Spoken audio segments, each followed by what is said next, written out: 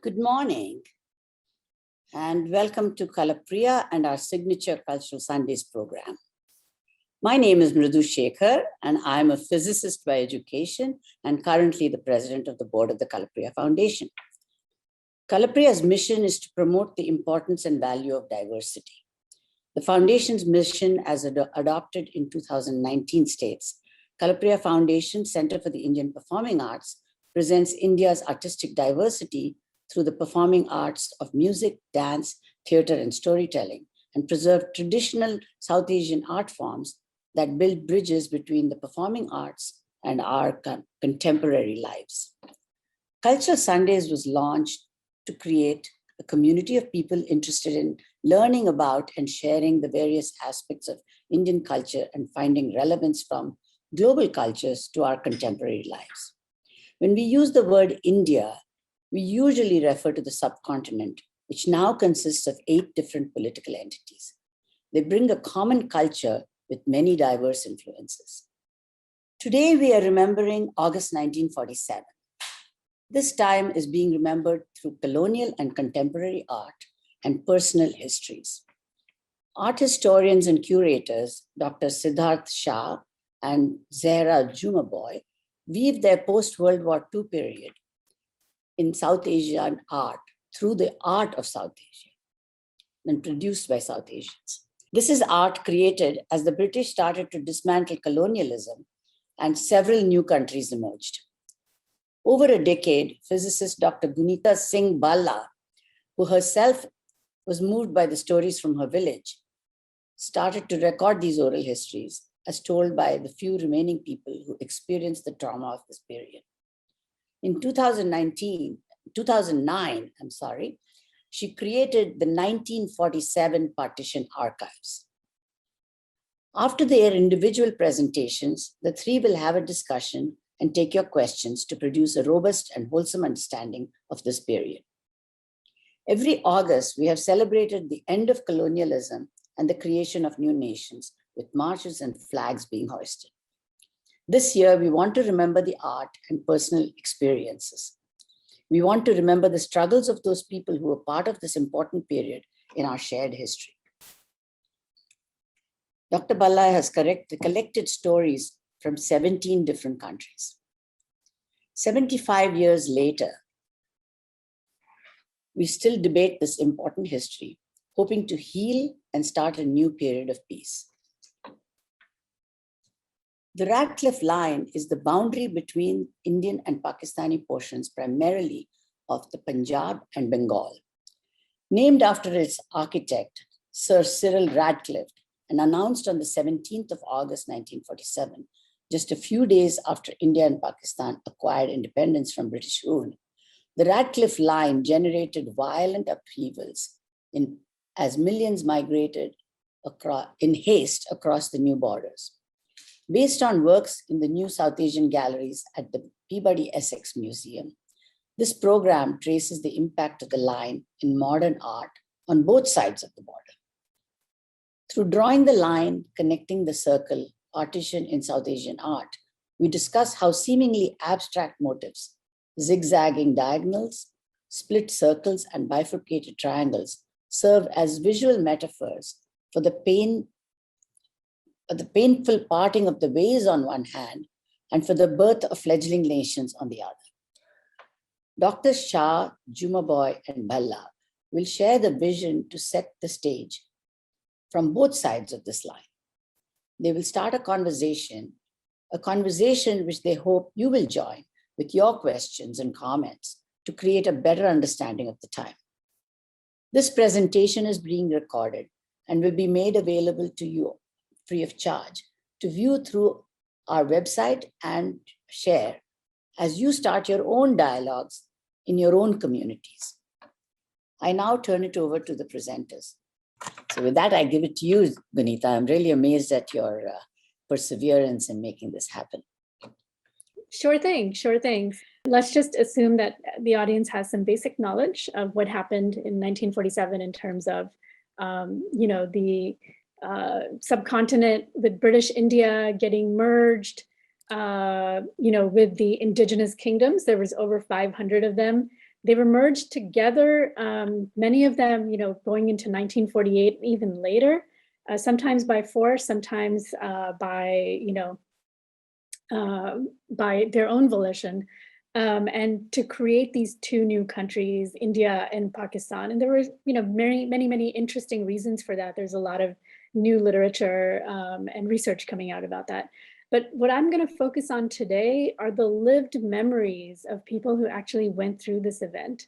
And since, in South Asia, our archives, our history, we were a colonized area and our archives were built by colonizers. And so there's a huge gap between the official history and what the people actually remember going through. And when there's that big gap, it actually creates a distrust in the official history because what the people experienced doesn't match up with what is being told to them as, hey, this is what actually happened. And so, I experienced that growing up. Like my education in school, what I learned about partition growing up in India, and then when I moved to the United States, what I learned about it here, it was very, very different than what I learned about it through my family. And so I realized that there is this like untold history that needs to come out. And that's what this little presentation is about. Just to kind of hone in on the importance of storytelling, today, Holocaust is one of the best known histories of post-World War or just World War II histories in the world. And it's in part because we have thousands, tens of thousands of oral histories. So we understand what happened because of the people's memories. We have an idea of dictatorships. We understand about genocides, thanks to all the learnings that came out of the thousands of oral histories from the Holocaust. And similarly with Hiroshima and Nagasaki, we have today an understanding of what the atomic bomb can do to human civilization because we have the witness accounts. And without that, we wouldn't have had the, the nuclear non-proliferation movement that we have today. We wouldn't have an understanding of the devastation of the atomic bomb that we have today. But thanks to Hiroshima, we do. And here we've got the world's largest mass refugee crisis. Nearly 1% of the world's population became refugees in 1947. 14% of the world's population was directly impacted in that even if they didn't migrate, people in their towns left or new people came in and their cities and villages completely transformed. So it impacted 14%, 1 in 8 people in the world. So very, very dramatic event that hasn't really enjoyed the sort of documentation that other events have. So we wanted to change this. What we did is we, in 2010, we started crowdsourcing. And I was at Berkeley at the physics department, and we were, that department, there were some scientists using crowdsourcing for protein folding, different story. We decided to use the same concept to document oral history. And so we started teaching free classes, which we still teach, and it's been a decade. Every 2 weeks, we teach a free oral history workshop online. Loads of people sign up, they record these stories, they send them to us, and we share them. So they get shared widely on social media millions of times. now over the decade, and that has completely transformed Partition, going from a forgotten memory that nobody was thinking about to something that now even very senior politicians, artists, everybody is talking about. So I believe we have helped make that change.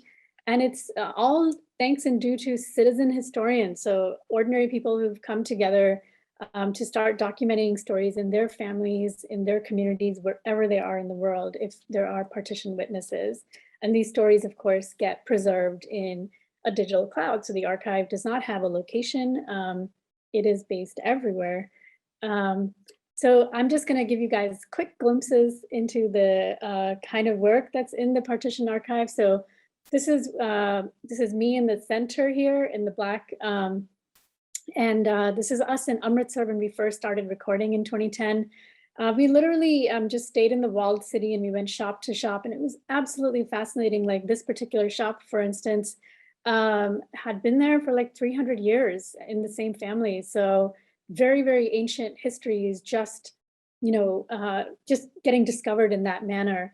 And so we went shop to shop, found partition witnesses, people to interview, learned about what happened, and it was just an amazing experience. In that way, citizen historians, more than 750 citizen historians have volunteered, come together, and add to that a few hundred others who volunteered to archive, who volunteered to curate, and done a lot of other volunteer activities to build this archive. So far we've documented 9,700 oral histories from 17 countries, 550 villages, and 36 languages, with over 1 million people following them on social media and getting shared tens of millions of times. So really changing the conversation at the grassroots level. And now we're starting to see it in sort of the more mainstream parts of society.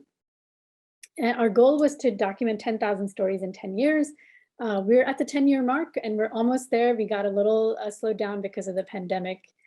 So to give you some more glimpses out of the archive, so here in the Sundarbans, mangrove forests in West Bengal, right across from Bangladesh, actually, there's just where this island is, there's literally just a little river that separates them from Bangladesh in the Gosaba area.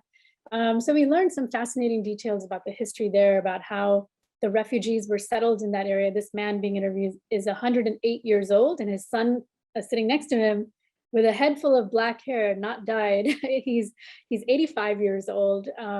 So really fascinating histories there.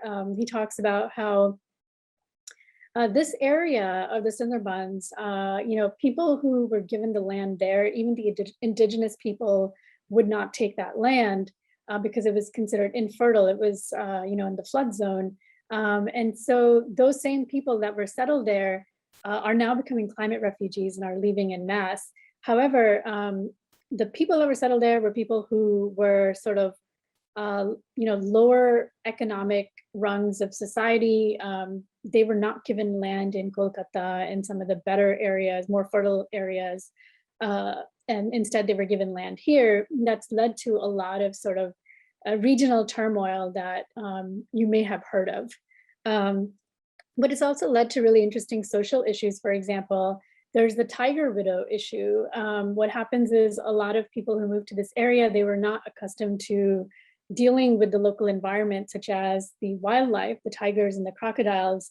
So when the men would go out to hunt and to fish, a lot of times they would get attacked, and when the women would lose their husbands, they had no way of earning a living, and so they would become so-called tiger widows and dependent on the state. And so there was a lot of sort of social issues arising from that as well. And then we learned some really fascinating things. Like, for example, I always thought chai was a staple drink of South Asia. However, this gentleman who was 107 years old, and he was a tailor his whole life, and including, at this age of 107 when we interviewed him, unfortunately, he's no more now. But he told us how in the 1920s, he and his fellow villagers avoided tea like the plague, and nobody drank chai. And in fact, they were rumors that the East India Company was going around spiking people's milks at night when they slept to get people addicted to chai. So there was a huge boycott on chai going on in his area, and he still to this day does not drink chai, though we can, I think, safely say that chai ultimately won out despite these boycotts from back then. But this is something really fascinating for us to know, given how fundamental or how basic chai has become in our diets. Other things we learned, for example, the complete destruction of culture in northern parts of South Asia, Pakistan, northern India, Bangladesh. So especially in Punjab, where the violence was some of the worst, you had like a lot of the musical gharanas just ceased to exist. When a lot of the musicians moved out of their area, were forced to move, when they went to their new areas, their musical forms were not accepted, and they ended up becoming laborers and doing really menial jobs. And their children, of course, never picked up the art. So you had almost a complete destruction of a lot of musical traditions that had been around for hundreds, thousands of years. There's disappearing languages that appear in the archives. So what happened is, in a lot of regions where huge chunks of the population moved and you had very few speakers left, like for example, in this area, he's from the Khyber Pakhtunkhwa area of Pakistan, there's a language called Torwali. And when a lot of speakers of these languages leaving behind very few speakers, there's a lot of pressure for those speakers also to conform into whatever the other dominant languages are in the area. And of course, the people who migrate pick up the languages of where they move to, and their next generation completely forgets their parents' language. Then there's also fascinating stories about, for example, the ancient South Asian Jewish community that's almost 2,000 years old. In this case, this gentleman, I believe, is the Bene Israel community. A lot of these young boys, so a lot of people who moved, migrated from Karachi and Lahore, Jewish families, to Pune in 1947. In 1948, the young teenage boys out of these families were recruited to move to kibbutzes, to these different kibbutz in Israel, to join the builders movement, and that was to build a new country. So a lot of them went there, and eventually, of course, ended up in New York, where this interview is happening, by one of our volunteers on the left, who's actually now, she did a lot of work on Partition with us and is now in Chicago, in Urbana-Champaign. She is an assistant professor there. In any case, there are some really fascinating histories there. I also wanted to bring up this, map. So there's this very dominant narrative of, there was this one big happy India, and when the British left, they divided it into two countries. Absolutely false. We had more than 500 indigenous kingdoms, many of them in protectorate treaties with the British, or the equivalent of modern protectorate treaties. But they were independently governed. They were independent entities, sort of like Japan and the US today. Japan is not a part of the US, even though it's a protectorate. And they had their own cultures and their own allegiances. And many of these kingdoms, were, many of them by choice, but many of them by force, even by military force, were merged into, merged together with British India. The British India here is the light pink areas. The kingdoms are the darker areas. They were merged together to form India and Pakistan. So you didn't have, this one big, beautiful India that was divided. You actually had a forceful merging of numerous hundreds and hundreds of indigenous entities to create India and Pakistan. Remember that India is not even an indigenous word. This word actually is a European origin word. And so you learn, there's a lot of really, really fascinating histories that are hundreds and in some cases thousands of years old, like in Jodhpur. And these histories, these political histories of the subcontinent have been brushed under the carpet. And we were losing a lot of culture in that way. We have stories of many libraries of these various kingdoms being burnt after partition, and that's really sad because they had one-of-a-kind manuscripts. So a huge loss of knowledge. If you go to our website, hundreds of people have contributed oral histories. You can click on a city, you can look at migration paths, you can click on stories, and then you can, if we have a video up, you can watch the video. Otherwise, you can see photographs and at least an abstract of the oral history. There is a ton to learn from oral histories because we have barely scratched the surface on partition. Right now, at least our organization is in documentation phase, and there is just so much that hasn't been written yet, even anywhere, that you will find in the oral histories. I'll just give you one little glimpse into the violence, something that we're looking into just ourselves. What we're finding, all the oral historians who are out there recording these stories, we're finding something really interesting. Like the dominant narrative we've grown up learning is that neighbors started killing neighbors. People started killing each other when this happened. But that is not exactly what happened. Most people were decent people and they didn't kill anyone. And people say that those who attacked them, in most cases, they did not recognize them. Although in some cases, of course, if neighbors held grudges against each other, this became a time to take revenge, and things like that also happened. But in a vast majority of cases, people did not recognize their attackers. And we've interviewed attackers as well. And they describe their primary motivation being loot or, kidnapping women and getting a wife, maybe somebody who was a higher class, higher social class than them, that they would not have been able to under normal circumstances. We also, we hear about them attacking villages a few villages away where they didn't recognize the people. So you see, you start to see that it was not a personal sort of thing where people just started killing each other. It was more economically driven. Most of these mobs were driven by the prospect of loot. And that loot, unfortunately, included kidnapping women and also children for labor. Complete breakdown in civil society occurred during this, botched transfer of power. It kind of reminds me, I watch what's happening in Afghanistan today, and I'm just taken back to what I've learned so far about partition. We are the United States. We are that occupying power that's left very, very quickly and is not worrying about what's happening to the people. And it's creating a mass refugee crisis over there. So very similar thing happened during partition. And there's a lot of existing behavioral economic models that this type of violence can fit into, if we want to understand that.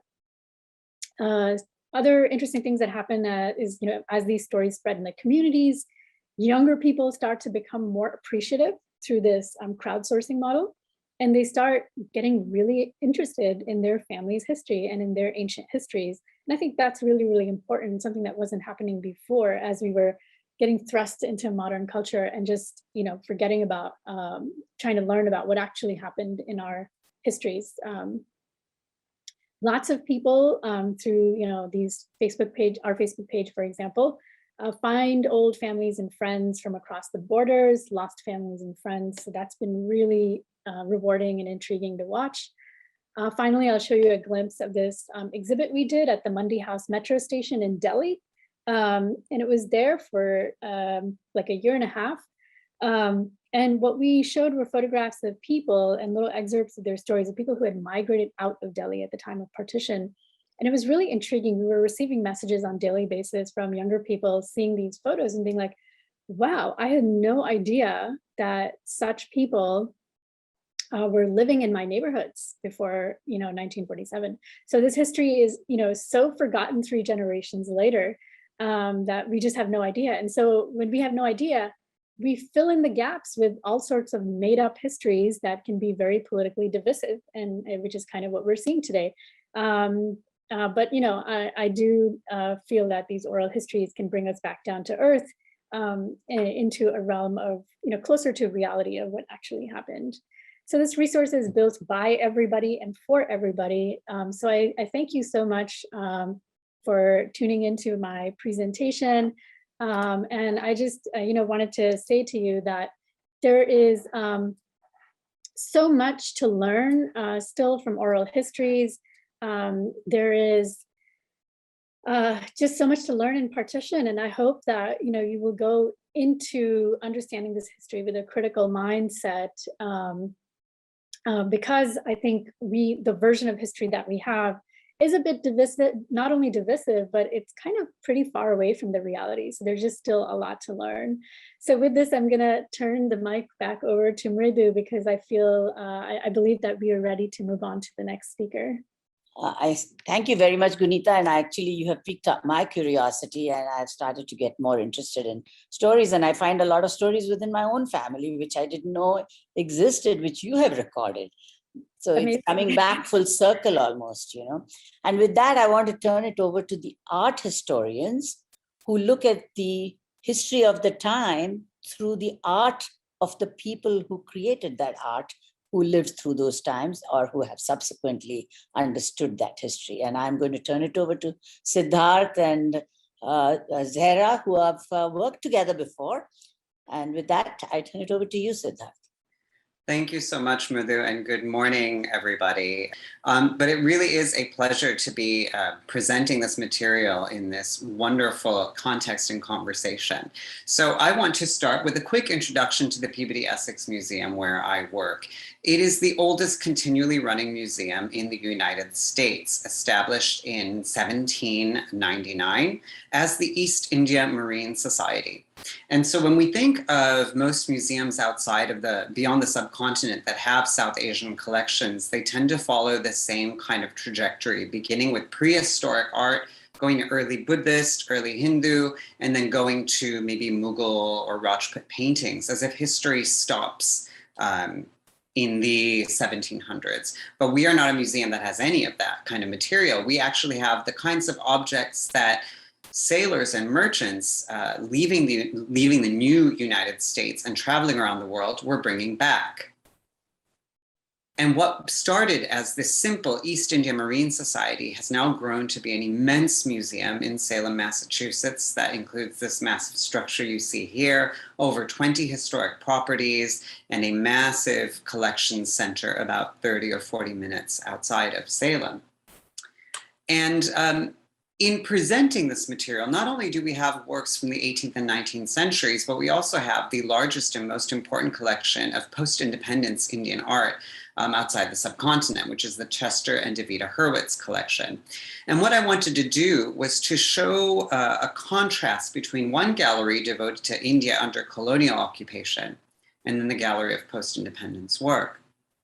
And this gallery of historic material opens with a face-off between the goddess Kali on the right and this figure on the left, which many might recognize as the Rani of Jhansi, but is actually annotated, marked Queen Victoria underneath it. So it's a face-off between these two strong female figures that I really think encapsulates Bengal in the 19th century.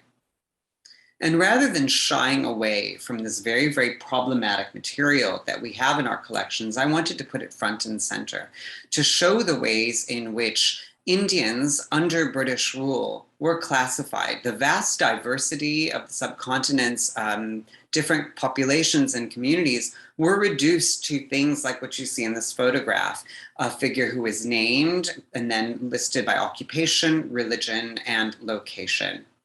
And that this is how the British kind of dealt with India. They were so overwhelmed by all of these different peoples and religions and languages that they resorted to this very 19th century system of classifying Indian people as they would flora and fauna. The way that insects and butterflies or plants were categorized, so they did with the people of India. And on the right, you see these mica paintings that, again, are showing Indians in different occupations.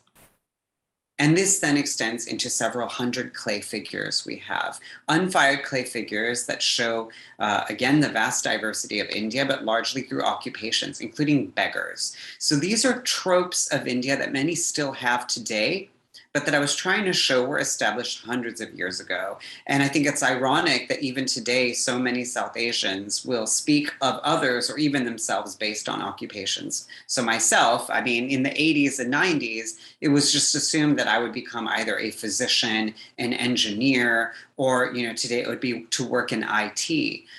So to be an art historian was completely outside of anybody's understanding of what was possible for me as an Indian American born and raised in Illinois. But moving into the modern work, which is really the focus of our conversation today, there is this object on the right and this photograph of Gandhi that are positioned as transitional objects. Where on the right, we see this 19th century clay figure of a woman spinning at her charka, which was perceived as this quite archaic method of making textiles.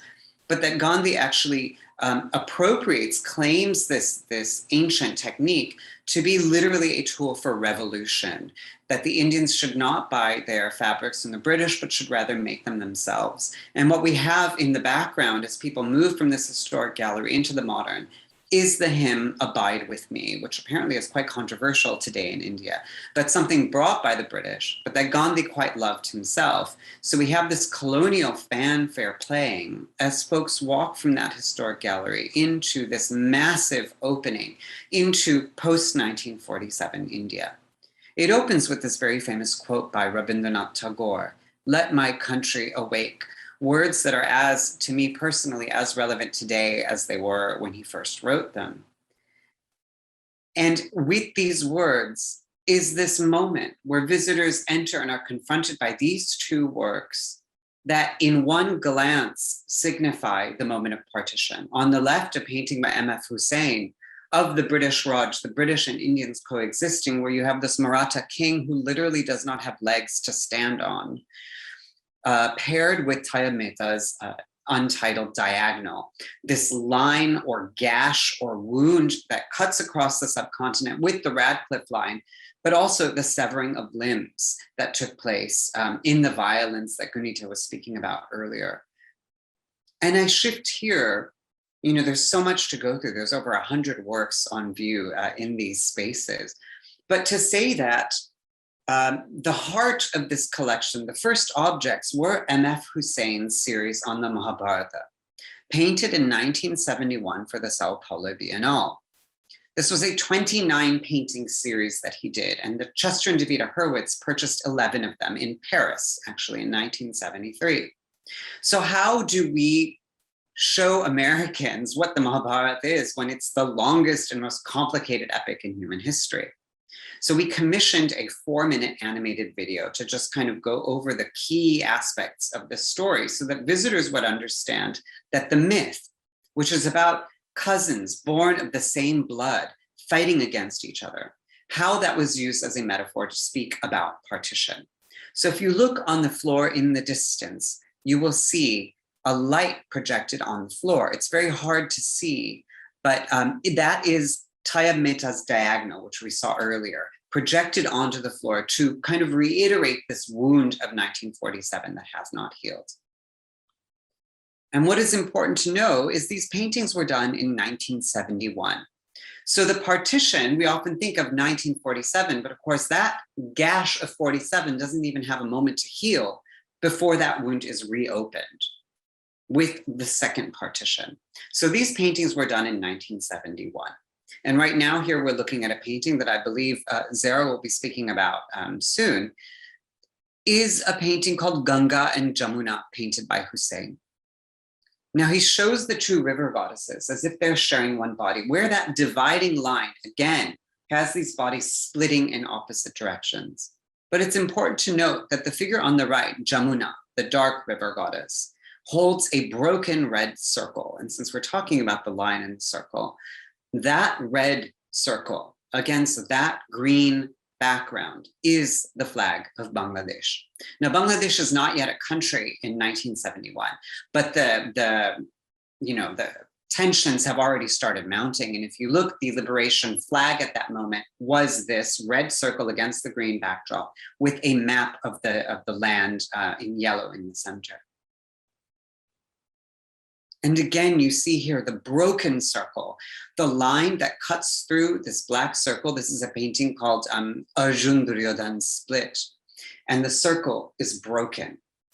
But what's fascinating about Hussain's work, so this is inspired by Picasso's Guernica, which he said in an interview, is his connections to European art, or his awareness of it. If you were to attach those circles, bring the circle back together again, the hand that is pointing up would drop, and it would be the birth of Adam from Michelangelo's Sistine Chapel. So surrounding the visitor in this epic of the battle then guides them into a moment of the journey of the nation coming into itself. And we lead with this painting of Gandhiji from 1972 with this quote, "In a gentle way, you can shake the world."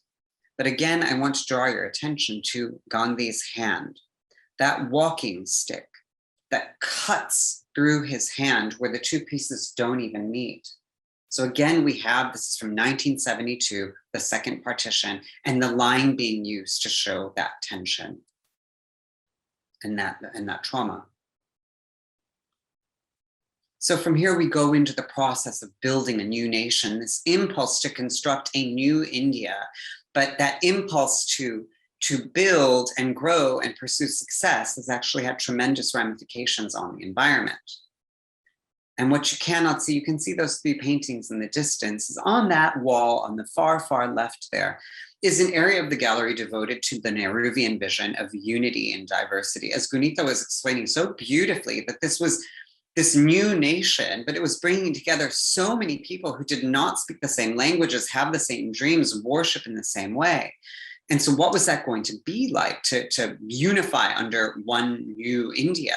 So that whole section is artists' works where they're kind of nostalgic visions of their countries or regions of origin, I should say. So you've got paintings from Bengal, a beautiful painting of a Parsi family by Bhupen Kakkar, and visions of the Telangana culture by Tota Vaikuntham and K. Lakshma Gaud. And then following that is something that I hope resonates with American visitors as well as the South Asians, because we share a common challenge. It is the diversity of our country that makes it so unique and special. But it's that diversity that has been the biggest challenge to a truly harmonious and peaceful nation. And so we go here into an area that shows paintings by Nalini Malani of communal violence, an installation by Vivan Sundaram that commemorates, it kind of honors and enshrouds an anonymous corpse from the riots in Bombay in 1992. But I want to here turn and move towards the circle that we're talking about, in addition to that dividing line. Where some have emphasized the differences in people, particularly in religions, there were other artists who really wanted to speak about the universality of human experience, including this human trauma of the subcontinent. And rather than using a line to show division, they turned to the circle to show unity. So we've got works here by Raza, for example, on the left, and then phenomenal collection of works by Biren Day, where he is repeatedly using the circle to show kind of a resolution or a oneness. And a section here devoted to just, it's really to, the gallery has a lot of works and can be quite overwhelming to visitors. So we have a moment here for calm and peace and contemplation, with two works by Ghulam Rasul Santosh paired next to each other, where this mindfulness activity actually has a bit of a racial undertone to it, where we're asking visitors to look at one painting that is predominantly Black and another that is predominantly white, and to think about the associations they may already have, such as, for example, Black or dark being negative and white or light being positive. But then to actually start flipping those or questioning or challenging those associations. Can Black be expansive? And can white be so bright that it constricts your vision? And actually, in the context of what we're talking about today, Ghulam Rasul Santosh is a perfect example of a Kashmiri artist born in a Muslim family who marries his childhood sweetheart, who was a Kashmiri Pandit, a Hindu, and then takes on her name. So he himself embodied a kind of returning to wholeness rather than division. And his works are also conveying the same message. And then we closed with an area devoted to both women revolutionaries, revolutionary women as subjects, like a painting of Pulan Devi, the bandit queen, and as artists like Rekha Vadutiya and Nalini Malani. And then a section devoted to India's relationship with the world, where the Mahabharata comes back as a coda in this work by M.F. Hussain, painted in New York in 1990. And before we kind of resolve here, and I shift it to Zara, because really ultimately our works, our presentations are in conversation, I want to draw your attention to that line of the bow and arrow. There's a bow that cuts through the center of the canvas, dividing the works into, and you'll see in the top left, Ganga, Jamuna, two opposed. Ganesh and Vyasa opposed here, the horses opposed, these contrasting figures divided and splitting in two, a line that divides the surface of the work, but then this metaphor of the circle, the wheel that is at the center that keeps on turning, and the wheel next to the figure of Karna. So that while this dividing line has marked the subcontinent, that wheel that is on the flag of India, it actually still needs to be turning, and this conversation still needs to be evolving. So with that, I'm going to pass it over to my colleague Zara Jumaboy and encourage all of you to put questions into the Q&A box so that we can address them together. So I'm going to stop sharing and hand it over to my friend and colleague Zara Jumaboy. Thanks for that. That was amazing. And I actually really love the way we started as well, with sort of Gunita giving us a frame of some of the things that we're going to sort of narrow in on now. So just as Gunita talked about the sort of the new India and the new kind of nations, Pakistan, Bangladesh, that sort of are formed with sort of forcibly cohesive identities at this point. And then, so that goes quite into the way in which sort of India visualizes itself. What I'm going to do is pick up one small strand of that, specifically looking at the idea of the circle and the sort of split circle, the triangle, but most importantly, this sort of line of division. And sort of watch how they kind of ricochet across the work of modern Indian art, but also modern Pakistani art. And I have to sort of kind of ask for your indulgence when it comes to me talking about Pakistani art, because this is just like a sort of a new conversation that both Siddharth and I have started with a scholar called Dr. Samina Iqbal, who is a Pakistani art historian, also looking at this material. And we're sort of very much in conversation with people like, say, Temur Hassan, who's a collector in London, who's collecting both Indian and Pakistani art. And the way in which we are constructing our dialogues is very research-based on seeing these sort of artworks from India and Pakistan together for actually the first time. And so this is a very live conversation of work that is still very, very much being done. So what I'm giving you today is just like a very small sort of tentative strand of explorations, let's say. So this is a sort of close-up of a Hussein painting that I will show you, and it's called Splitting the Difference, because I like my metaphors. And of course, metaphors here and this idea of the split is very, very a sort of central, pivotal to what we're going to be looking at. So just to take you back for a second, this is the Radcliffe line that we're talking about, Partition, 1947. There's, the focus on today is very much that 1947 partition. And I, again, have to beg your indulgence a little bit because I realized that this 1947 partition is got two elements to it. And one of them is, of course, the formation of what became East Pakistan at that point, later Bangladesh, and of course the sort of West Pakistan, which is now what we call which remains Pakistan.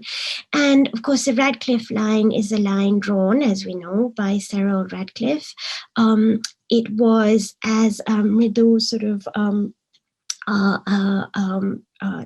talked about, a line that was sort of was drawn, and actually the partition line was announced on the 17th of August. And this is days after the independence.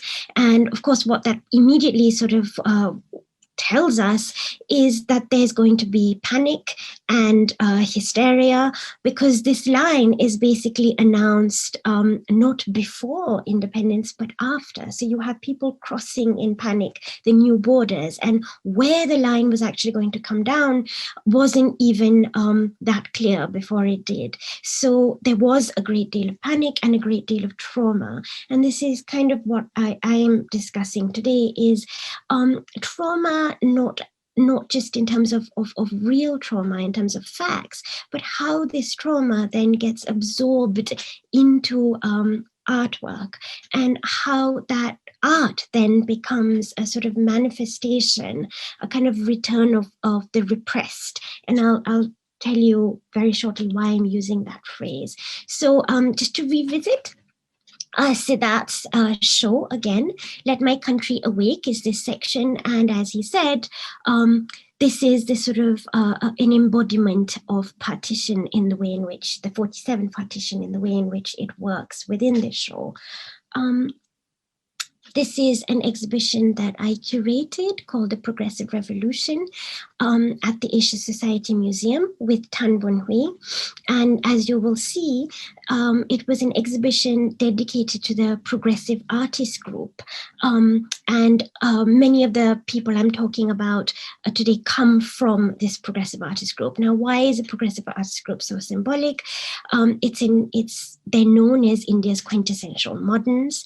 They're the sixth male members who formed in 1947 just after Indian independence. They're a very plural group. They contained within themselves Christians, Muslims, and in fact the best known artists among them, Hussein, Raza, were Muslim, Souza, Christian, and Goan. And there's sort of the focus in today's talk that is going to be on Hussein and Raza, also specifically as the two Muslim artists who are very important to forming the idea of India's secular national identity. The fact that they are Muslim, but at the same time can have a hand in creating an iconography.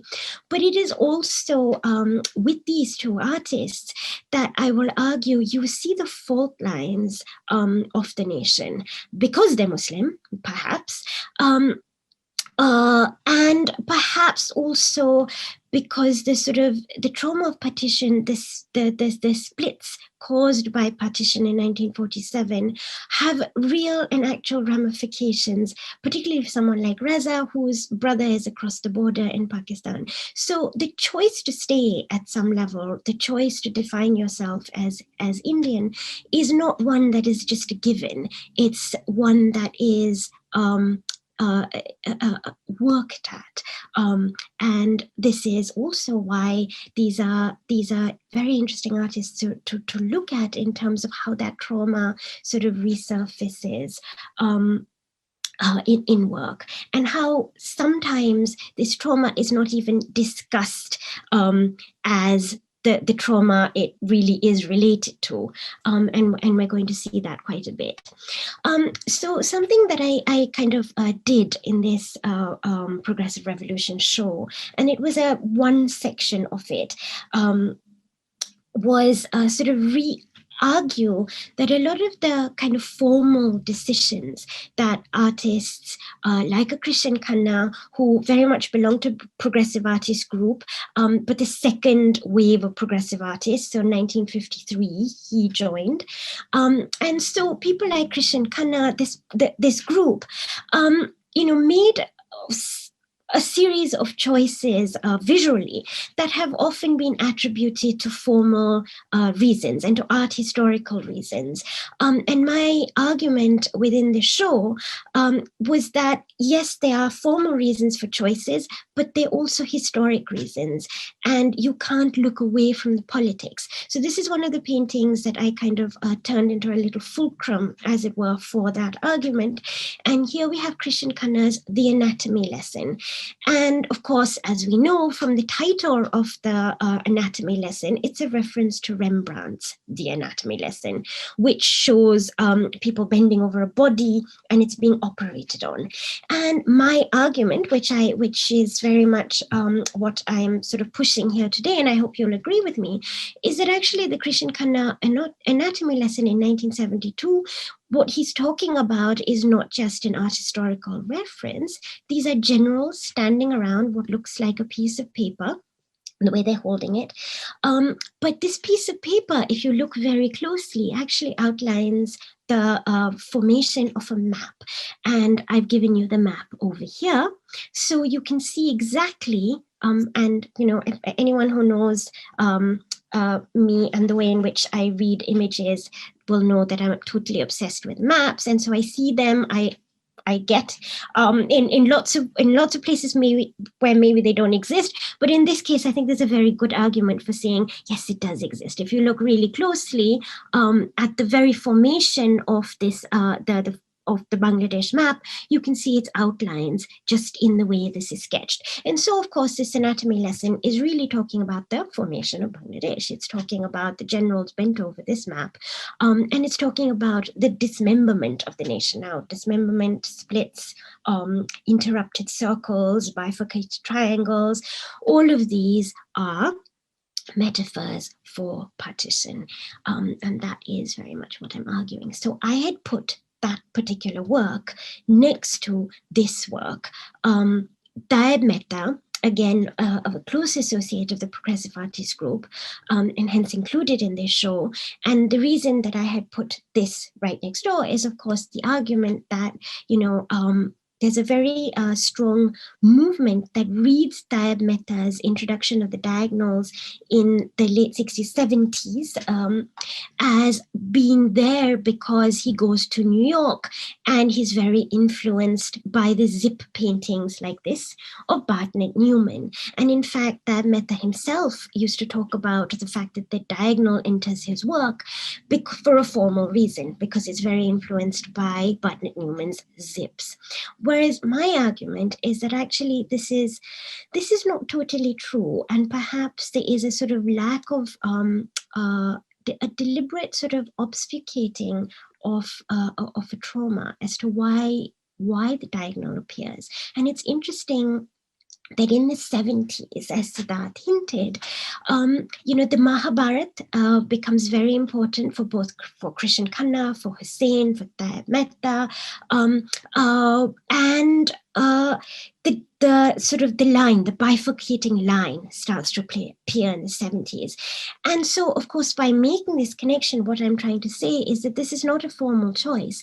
Actually, the line appears in Dayab Mehta's work because he's really talking about partition. And so he's using the sort of the historical fact of the formation of Bangladesh, the second partition of the subcontinent, which India is very involved in, sitting right in the middle as it is, to actually, it sort of jerks a sort of primary trauma that was the first partition. And therefore, my argument is that the very line that you see appearing, the bifurcating line, is not the line that sketches Bangladesh. It's actually the line that of the primary partition of the formation of West Pakistan at that point. That part of the Radcliffe line is what is being discussed. And there's, again, as I said, a lot of this is new research. So there has been writing on partition and the moderns, and so far the general writing has been both in India and in Pakistan that the moderns never really dealt with partition, whereas what Siddharth, I, and Samina are arguing is that yes, they did, but they didn't necessarily deal with it as an obvious fact, as in you wouldn't necessarily see refugees on a canvas, but what you would see is in the 70s and perhaps even before, as I will show you, a gesture towards the line, towards splits. And this is a sort of oblique metaphorical way, to quote art historian called Iftikhar Dadi, oblique metaphorical way in which the trauma of partition surfaces in the paintings without a sort of direct reference, a direct reference. And sometimes perhaps one could even argue that the way in which these artists talk about this primary trauma is that they themselves don't let themselves acknowledge that this is what they're doing. And certainly this is true in the case of a Krishan Khanna, who when, often was asked about partition and whether or not he painted it, often said, no, I never did that. You don't sit down and you just paint a trauma that you've just seen. And of course, Krishan Khanna came from, he was based in Lahore, and he moved because of partition. So he did witness things, but he always claimed that, he never painted it. And as I'm going to show you, this is not actually true. So another painting that was included in the Progressive Revolution show, and here you can see very obviously this is about partition, but also about dismemberment. And through the diagonal series, and here I'm just pointing out to you the maps of, after partition and then after 1971. And so this is the sort of second partition. So the argument being that the 70s very much sort of reawoke the sort of primal trauma that was partition, and that this reawakening saw partition appear in modern artworks, but in this very oblique form, in this metaphorical form of references to lines, of references to dismemberment, of references to split circles. So here you have it. This is the work that Siddharth showed us, and which is his sort of opening to this, to his hang, and it's an obvious read now as to where this is coming from. Also, this is the same Ganga Jamuna, which Siddharth dealt with a little bit, and I want you to draw attention again to this sort of the colors of Bangladesh over here, because this is now where we're going with this discussion. So here, as I told you, Krishan Khanna, from saying that he never really dealt with partition, if in the light of our readings of the 70s work, we go back to this very early work produced in 47, which has often been written about, by the way, both of these, and they've often been written about in the context of Krishan Khanna's use of Pahari painting in his early work. But of course, what I want to point out is, of course, that yes, there's a huge influence of Pahari painting in this work, but it's also very much using those symbols that then reappear in the 70s of the line, of the splitting line, of curving circles that are bifurcated and interrupted, and both of these in the light of that reading become rather dark works, and you start noticing that this sort of split tree, the death in the afternoon, it's obviously not a happy picture, and it obviously is about partition. So this is the last bit before I sort of end, and this is the kind of research that Siddharth, Samina, Iqbal, who I mentioned before, and I are sort of conducting, as it were, by re-looking at Indian modern art, but also now Pakistani art, and looking at how the sort of the bifurcating lines, the sort of supposedly abstract symbolism really references these primal splits, but also kind of how this sort of symbolism of the modern Indian or the modern Pakistani might actually reference to the other across the border, and that if we acknowledge that partition was a fact, and if we read these images again through that knowledge, whether or not we get something a little bit different from these narrow siloed histories that separate India, Pakistan, and Bangladesh. And of course, this is a work, 71, called Zameen, earth. And it's really obvious from the colors, as well as from, again, these bifurcating lines, that there's a chance that this is actually talking about Bangladesh and referencing partition.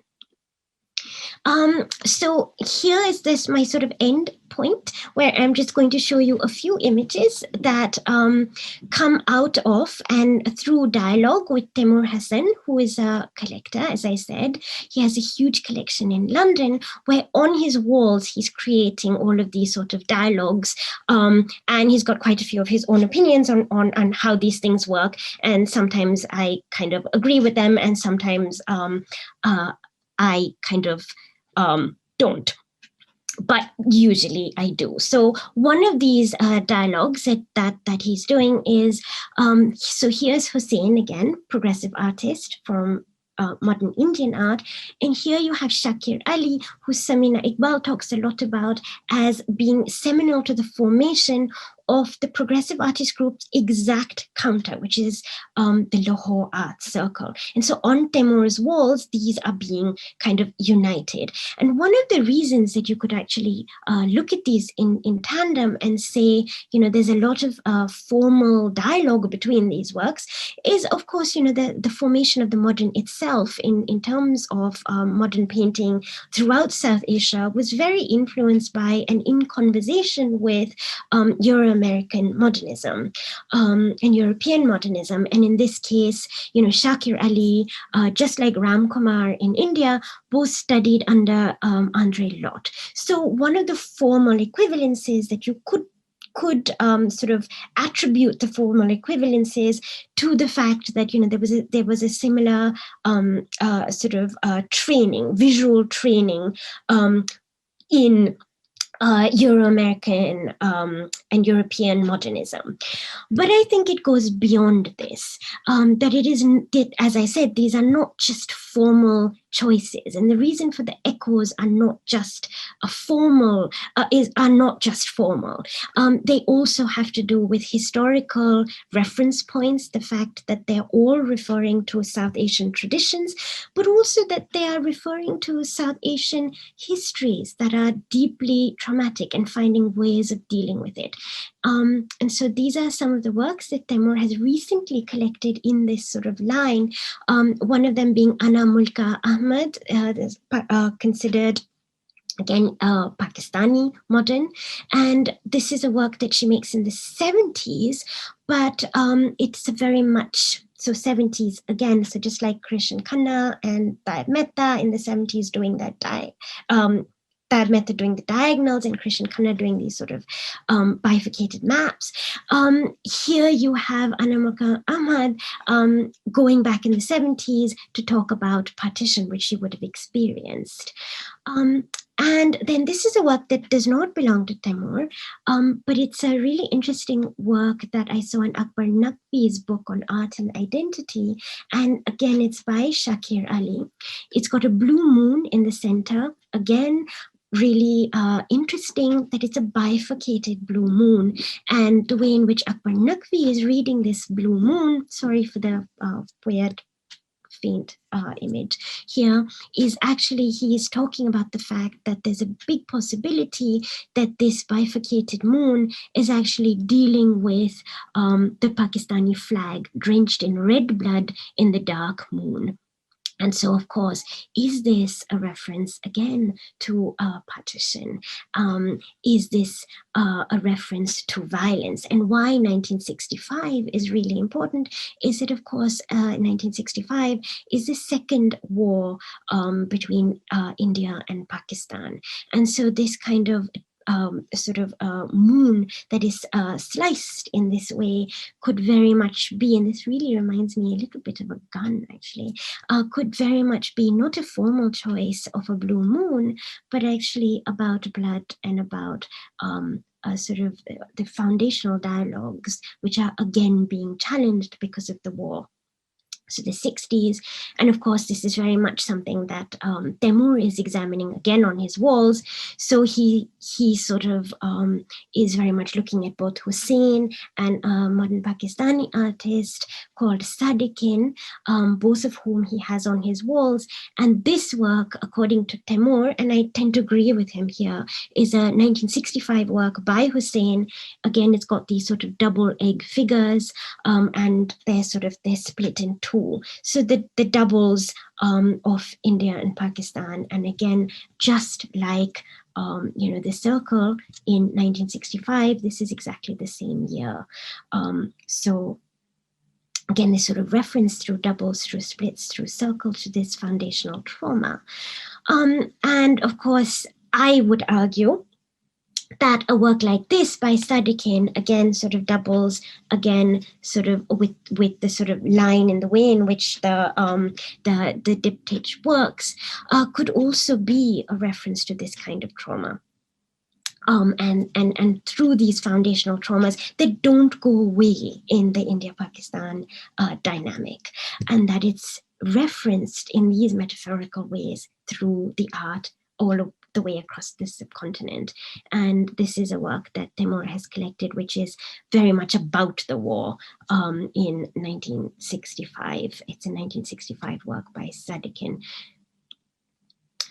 So I'm going to end here with a work by Raza that is owned by VM Art Gallery, but it's a Rangunwala collection. And this is a really, really fascinating work by Raza because it is a work that the Rangunwala Foundation is a Pakistani foundation.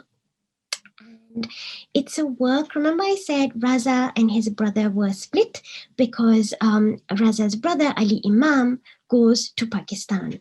And so this is a work ironically found, and Raza and his brother don't really talk about their artwork to each other too much. And Raza's brother, Ali Imam, sets up a gallery in Pakistan called the Indus Gallery. And Indus Gallery hosts a lot of the progressive artist group, including Souza. And of course, it invites, Ali Imam invites Raza himself, and Raza never shows there. But found in Ali Imam's collection, which is now owned by the Rangunwala Foundation, is this work by Raza. And what does it say? I'm just going to end with this, which sort of shows you this the primary trauma of these two brothers shadowed across the border with each other. And this is a quote embedded in the painting. From the Hindi poet Madhavi Verma. It says, "Let the path be unknown and you, me alone." So I want to ask you, it's a 1963 work. Was Raza offering an olive branch of peace to his brother, who never really forgave for leaving and going across the border, as it were? Was it a message of forgiveness across the divides of space and time? Or did his present emphasize the loneliness of an eternal separation? Perhaps, but our presence here today, I would argue, need not support such a message. We would rather join the dots, heal the slash, and connect the circle. And I'm going to pass it back to Mridu. Well, so much to digest. It's amazing, and I'm really pleased that you guys read such stuff into something that seems like, a piece of art which one can enjoy. I have a couple of series of questions from the audience. And if you have questions of each other, you might want to do that first. So I pass the baton to whoever would like to ask a question of the other. If you don't, I have some questions from the audience that we can take. Okay, so that was your time. There's a gentleman called Raju Bhatt who does some work in Kashmir, and he has asked 3 questions that I'm going to lump together. Is plurality realistic for India, or was India not ready to be thrust into accepting plurality? That is one question. Another question of his is, have dormant feelings of trauma been re-stimulated by accounting the story. This sort of, leads into what you said at the very end. He's a very perceptive young man. The last, oh my God, he's got several more questions. He's got 2 more questions. What is keeping India and Pakistan from moving in discussion and healing? Have Kashmiris been producing artwork to show the hardships they are going through? So these questions all, veer around the art. So I would say maybe Siddhartha and Zehra try to answer them. Well, I'll just start with one aspect of it, which is whether India is ready for plurality or to accept plurality. I don't really think it's a question of being ready or not, or accepting or not. Plurality is the reality. It has been. I mean, I am not a monolith. To not embrace my own multiplicity or plurality or complexity is to deny myself the wholeness of who I am. And I think the same would go for India or the subcontinent. There's no being ready for plurality. You just have to deal with it. Zehra. Yeah, I mean, I agree with that, obviously, but I'm not really sure about Kashmiris and what kind of art is coming out of there now. I mean, this is something that I think we're all waiting to see. I mean, times of trauma invariably create art, but it's going to be interesting to see what does come out of it. Gunita, you have any comments on Mr. Bhatt's question? Sure, yeah. I don't remember all 3 of the questions now. I'm honing in on the one that we were focused on, the plural. Oh, go ahead. Is there anything, let me ask the question differently. Do you have any stories from Kashmir? Of course. Yeah, because that is an area of, partition as well that we have not specifically focused on. But, the line didn't go through Kashmir, right? Yeah, it didn't. So yes, we do have oral history, but on the question of plurality, I can just add that, amongst the people we interview, I think Allison brought this, not Allison, Zehra brought this up earlier. And, identity is something that it took 3 generations to develop. The modern Indian and Pakistani identities didn't exist really before 1947. And so this idea of plurality also goes hand in hand with how these identities have developed. Because before that, people had their regional identities, and that's what we're finding. And so I think to understand how that identity has evolved and the issues we're having with those identities today, and how a lot of these regions were, autonomous, but now they're under this umbrella rule. So we may want to think about maybe people need, maybe there needs to be more regional empowerment. Maybe that is the way. So those are the kinds of things that I would say about that we need to think about in terms of why that's maybe not working as well as we would like it to. And the issue of bringing peace and what was the comment? Yeah, towards discussion and healing. I think maybe Kashmir falls like right smack in the middle of that question, right? I mean, 2 sides of Kashmir are not yet discussing and healing. Here's a question from Dr. Ramnath that says, it's addressed to Gunita. It says, thanks for the presentation. This is a question for Gunita, but perhaps applies to all 3 speakers. I am eager to hear about a gendered analysis of the partition experience. Was there a partition or partitions within the partition experience? Did different demographics, especially men and women, recollect their experiences differently? And does this influence how they are represented in the visual arts? In terms of the visual arts, I think I'm not the right person. I think Zehra and Siddhartha will have much more to say. But in terms of the gendered experience, I think Urvashi Bhattalia has done some amazing writing on this. But what we find is, yes, women are more shy when it comes to talking about it.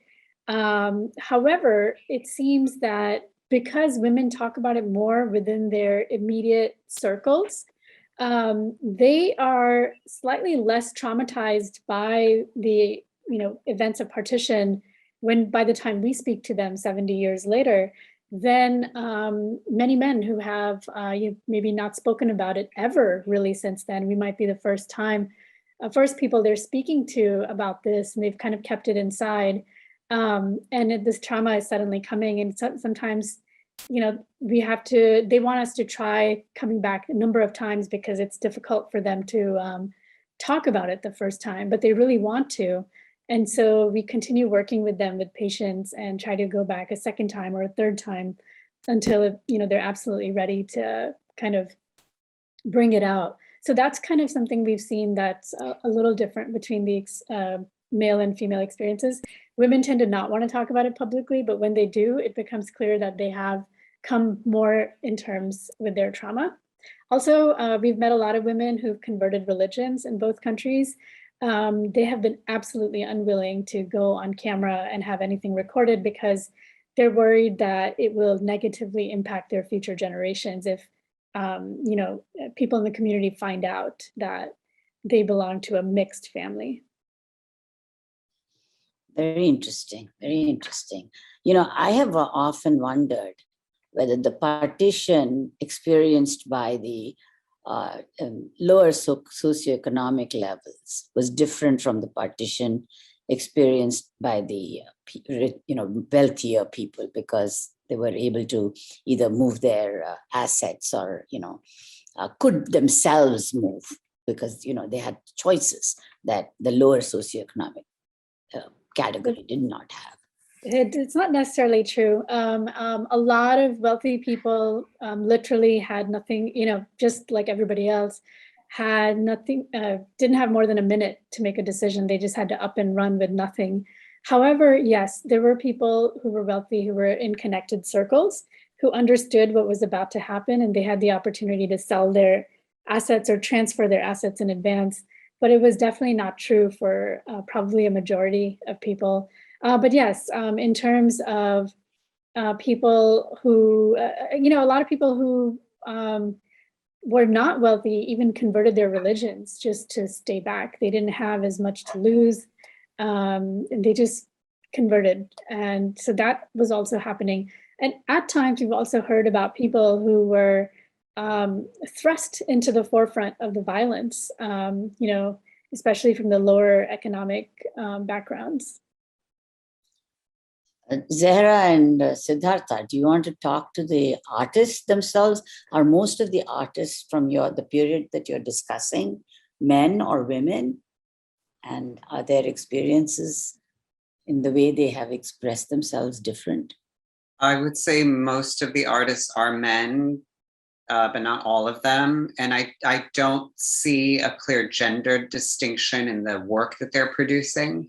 Maybe Zara can answer that. But the other thing I want to say real quickly is that if women, in terms of what Gunita was saying, like women were more hesitant to share their stories, I think if we're talking about objects, a lot of the objects that were maybe transferred in the movement, women's bodies were the sites of carrying a lot of this in terms of like the study of objects, whether it was clothing or jewelry or coins and things like that. So I wonder if some of the objects that were transferred were possessed more by women in some cases. The little bit I've read around the object transfer is gendered. It's women are the sites of transfer of wealth. But I'm sure it wasn't exclusively them, and maybe Gunita can respond to that, but that's all I want to say about it. That's really interesting. I mean, I never really thought about that aspect of, the objects being female objects.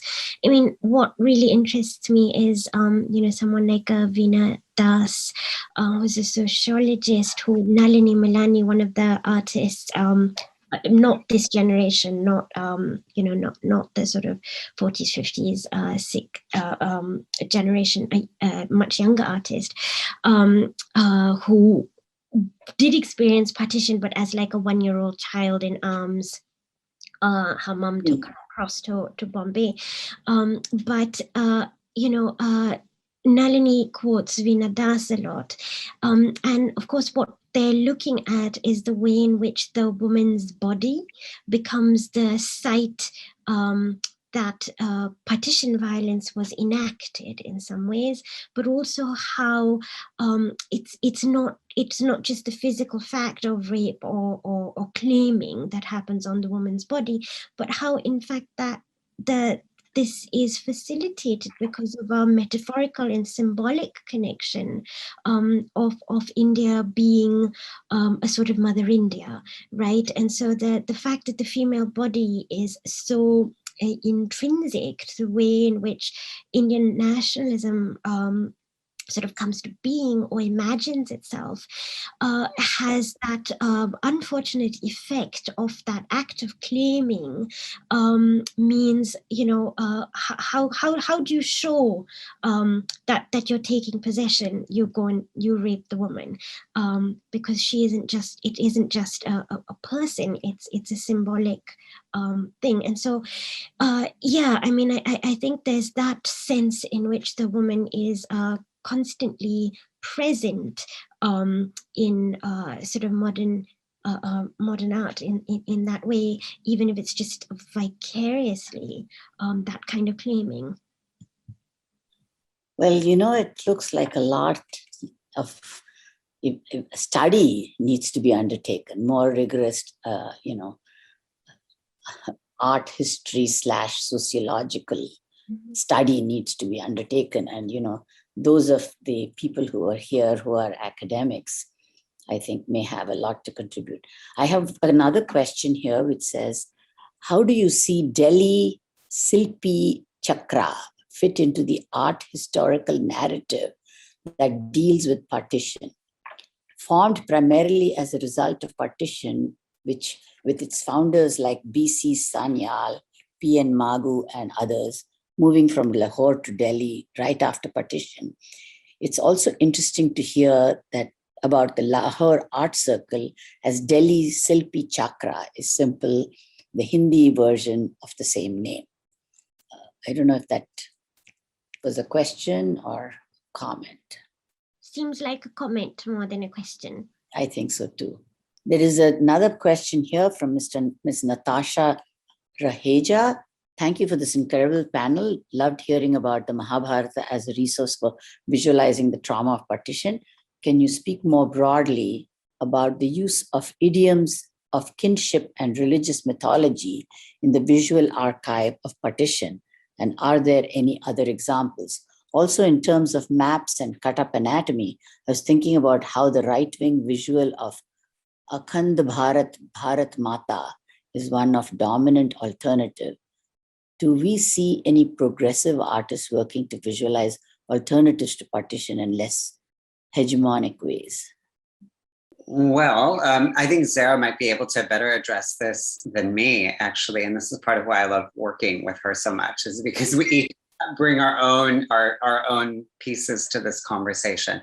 The Mahabharata is just the perfect metaphor for this. And I don't see other mythological references, I think, in part because this is such an ideal one. Though there is, in that last painting of the Mahabharata that I showed from 1990, you see Gandhari blindfolded, sitting with her children crawling all over her, but she's sitting as if she's on top of a pyre that's burning, which kind of references the trial of Sita, the trial by fire of Sita. And so I do think that there's ways in which some of these myths can be conflated into each other. But I think the emphasis tends to be Mahabharata, because the idea is, again, it's born of the same blood and of the same earth, turning against each other, fighting for what is right. But then in the end, neither is really a victor. There's victory. What does victory even mean at the end of that battle? Yeah, I totally agree with that. I mean, we've obviously had this conversation before in terms of because he knows such a lot about Hindu myths and has been helping me read paintings with that knowledge in mind, as it were, because a lot of these artists were incredibly well versed in Hindu mythology. So they were using these very advisedly, because they knew, and sort of scholars almost in their own right, as it were. So one needs knowledge in order to decode what their symbolism is. But there's something really interesting that Taib Mehta does in the sort of, in 70s, 80s also, which is his Maheshwasara images. And I actually remember talking to, during the Progressive Revolution show, there was one amazing Taib Mehta, which I had sort of angled quite close by to these splits and these diagonals. And the sort of one of the collectors actually came to see this Maheshwasara work by Taib. And for those who don't know it, it's actually something he's really famous for revisiting, which is the battle between Durga and the buffalo demon, right? And what's so amazing in the way in which he does that is, again, he uses these sort of twisted diagonals, and the bodies of Durga and the demon are entwined. And so this kind of comes back to this question where the collector involved was like, do you know about this myth and why it's actually so symbolic? And I was like, well, yes, I mean, this is a battle against good and evil. He said, it's not just a battle about good and evil. It's a battle because the demon is in love with Durga, and he fights her because the only way, she's been invented to defeat him, and he has so many boons from the gods that he's immortal. He cannot be defeated. So what they do is they create Durga, a beautiful woman, and he falls in love with her. And so the way in which she defeats him is because she says, fight me in battle. And if I lose, then I will be your lover. So he fights her because he loves her. And this is how he dies. And so, the collector turned around and he was like, actually, this is a metaphor, isn't it? You can't tell where good starts and where evil ends. You can't tell from the way in which Taib Mehta constructs this figure, who is on which side of this battle. The bodies are entwined. You can't separate them. And it just occurred to me that actually this myth that he kind of keeps repetitively going back to, again, like that diagonal, is perhaps it's also a way of talking about the subcontinent. It's again talking about sort of these double figures who are split, who hate each other because they love each other. Overreading or what? I don't think so. I think this happens in everyday life. You fight with the people that you love the most. But, there are quite a number of comments and questions, which I think maybe we can sort out. One of the things we're going to do is to take all the questions and comments and put them in a document and share them. And and all three of you will have the opportunity to respond to them, because I think we're going to run out of time. We should be already, oh my God, it's 11:32. We usually try to limit it to 90 minutes. And so that's what we'll do. If any of the three of you have any closing comments, I know there's been a lot of interest in the work that you all are doing, and I just wonder if we should, start some kind of fellowship or something in universities for people to undertake this kind of work. This is fascinating work, and this is where actually dialogue begins. You can have a dialogue between people who are, worried about talking about the real thing, by talking about the art that's created from the real thing and the stories that come out of the real thing. And I have a completely unrelated question of Gunita. Who's that beautiful lady behind you? This is Hamida Begum. She is a partition migrant. She migrated from Firozpur to Jhang.